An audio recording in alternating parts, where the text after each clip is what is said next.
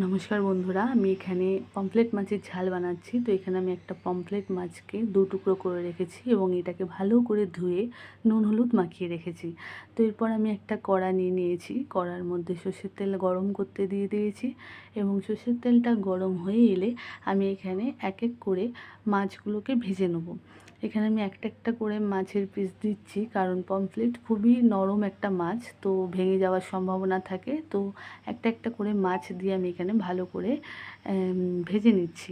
মাছগুলো দুপিঠ ভালো করে ভাজা হয়ে গেলে আমি মাছগুলোকে অন্য একটা পাত্রে তুলে রেখে দেবো এবং সেই তেলের মধ্যেই আমি এখানে কালো জিরে ফোড়ন দিচ্ছি এবং কালো জিরের সাথে আমি এখানে 5-6টা কাঁচা লঙ্কা চিড়ে ভেজে নিচ্ছি। এই 5-6টা কাঁচা লঙ্কা দিয়ে আমি তরকারিটা করব, আর একটু গুঁড়ো লঙ্কাও দেবো।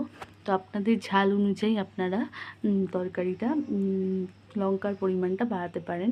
আমি এখানে আমার এবং আমার হাজব্যান্ডের জন্য তরকারি বানাচ্ছি, তো সেই অনুযায়ী আলুর পরিমাণ এখানে দিচ্ছি। দুজনের খাওয়ার মতো আলু এখানে আমি দিয়েছি এবং আলুগুলোকেও ভালো করে ভেজে নিচ্ছি।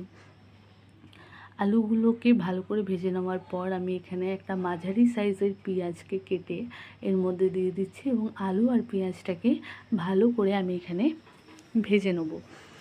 তো দেখতেই পাচ্ছেন আমি এখানে ভেজে নিচ্ছি। এখানে কিন্তু খালি পেঁয়াজ দিয়েই রান্নাটা হবে, আর আদা রসুনের প্রয়োজন নেই। এই দুটো ভাজা হয়ে গেলে আমি এখানে বেসিক কিছু মশলা দিচ্ছি, যেগুলো হচ্ছে হলুদ গুঁড়ো, লঙ্কা গুঁড়ো আর হচ্ছে স্বাদ মতো লবণ।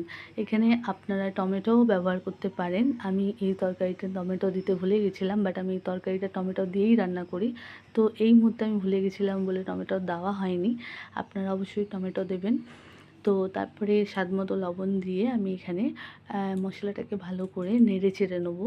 আমার এখানে একটু লবণের পরিমাণটা মনে হচ্ছিলো বেশি হয়ে গেছে, তাই আমি একটু খুন্তি করে আলাদা সরিয়ে নিচ্ছি এবং সব কিছু মিশিয়ে আমি এটাকে ভালো করে কষিয়ে নেবো এবং অল্প একটু জল দিয়ে মশলাটাকে ভালো করে কষিয়ে নেবো। তো এখানে আমি জলের পরিমাণটা অল্পই দেবো, যখন কষাবো তখন অল্পই দেবো। এই জলটা দিয়ে আমি ভালো করে মশলাটাকে ঘেঁটে দেবো। তারপরে আমি এর মধ্যে একটা বাটা এর মধ্যে যাবে, সেটা হচ্ছে সর্ষে বাটা।